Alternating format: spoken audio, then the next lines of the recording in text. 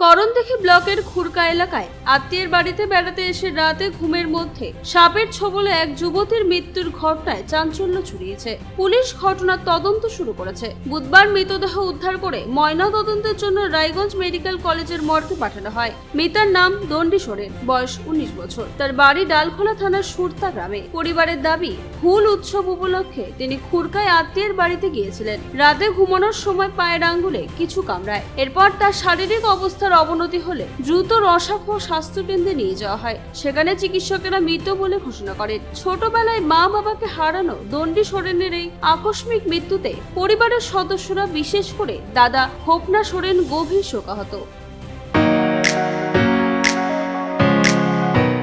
রায়গঞ্জের নিশীথ সরণিতেই মিলছে ফ্যাশনের সেরা কালেকশন। রায়গঞ্জবাসীর জন্য একদম পকেট ফ্রেন্ডলি দামে এখন ট্রেন্ডি পোশাক থেকে শুরু করে এথনিক কালেকশন সব একসাথে। হ্যাঁ, আমরা বলছি আজকালের কথা। এখানে মিলছে এক ছাদের নিচে পরিবারের সবার জন্য পোশাক, মহিলা, পুরুষ আর শিশুদের জন্য অসাধারণ কালেকশন। মহিলাদের জন্য মন কাড়া শাড়ি, ব্লাউজ আর এথনিক কালেকশন। পুরুষদের জন্য ফর্মাল ও ক্যাজুয়াল ট্রেন্ডি পোশাক। শিশুদের জন্য রঙিন, আরামদায়ক ও ফ্যাশনেবল পোশাক, যা ছোটদের মুখে হাসি ফোটাবে। শুধু বৈচিত্র্যময় কালেকশন নয়, এখানে দামের সঙ্গেও পাওয়া যায় নিশ্চয়তা। সাশ্রয়ী দামে গুণমানের সেরা পোশাক পাওয়ার জন্যই আজকাল রায়গঞ্জের মানুষের আস্থার জায়গা দখল করেছে।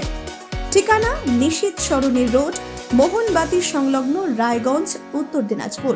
তাই আর দেরি কেন? আপনার এবং আপনার পরিবারের ফ্যাশনের সেরা গন্তব্যে একবার ঘুরে আসুন। আজকাল আপনার ফ্যাশন, আপনার ঠিকানা। আপনার নাম? আমার নাম হোপনা সোরেন। কে মারা গেছে? আমার বোন। কি নাম? দণ্ডী সোরেন। বয়স কত? 19। বাড়ি কোথায়? আমাদের ডালখোলাতে সরতা বাড়ি। তোরতা? সরতা। সরতা? হ্যাঁ। ডালখোলা থানা? হ্যাঁ, ডালখোলা। আচ্ছা, সরতা বাড়ি। কি হয়েছিল ঘটনা? কিভাবে মারা গেল? হ্যাঁ, কিভাবে মারা গেল? আমার বোনটা হ্যাঁ? ও মানে সাপ কাটছিল। কি হয়েছিল ঘটনা বলুন। মানে রাত্রে আমরা খাওয়া দাওয়া করলাম। হুম। খাওয়া দাওয়া তো হয়ে গেল, তখন ঘুমাইছিলাম। ওকে দিলাম ভিতরে আর আমরা বাইরে। ওই চোখটা বন্ধ করলো, তখন সাপটা কাটলো। কাটে আমাকে বলছে, ওই যে দাদা আমাকে যে কি যে কাটলো। তখন আমি দেখছি কি কাটলো, ওখান থেকে খুনগুলা বার হচ্ছে। আমি তখন কোথায় কামড়েছিল? ঘরের ভিতরে না, শরীরে কোথায় কামড়েছিল? এই যে এখানে পায়ে। আচ্ছা, পায়ে কামড়ে। ডান পায়ে? হ্যাঁ, ডান পায়ে। নিচে? নিচে ওই আঙ্গুলটাতে। আচ্ছা, তারপর ওকে নিয়ে গেলাম ওই যে রাসা খাওয়াতে। হ্যাঁ। রাসা খাওয়াতে নিয়ে গেলাম, ওখানে অক্সিজেন করলো। অক্সিজেন করতে করতে লোকটা শেষ। ওখানেই শেষ হয়ে গেল? ওখানে শেষ হয়ে গেল।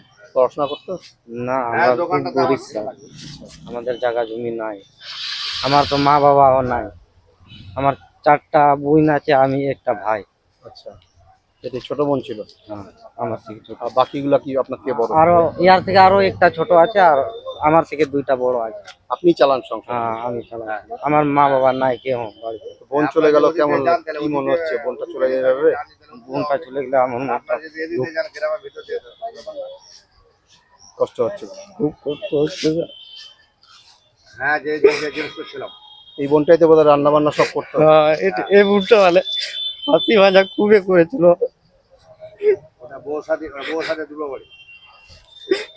রাতে কি আপনারা কোথায় শুয়েছিলেন? ওকে কোথায় শুতে পাঠিয়েছিলেন? ওকে ঘরে, আর আমরা ছিলাম বারান্দাতে।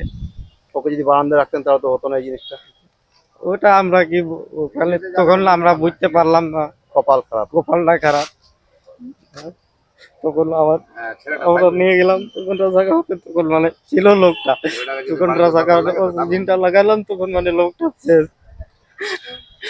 আর আমাদের গ্রামের লোক এখন আমাকে সাপোর্ট দেয় না। অসুবিধার মধ্যে পড়ে গেলেন। কি করেন আপনি?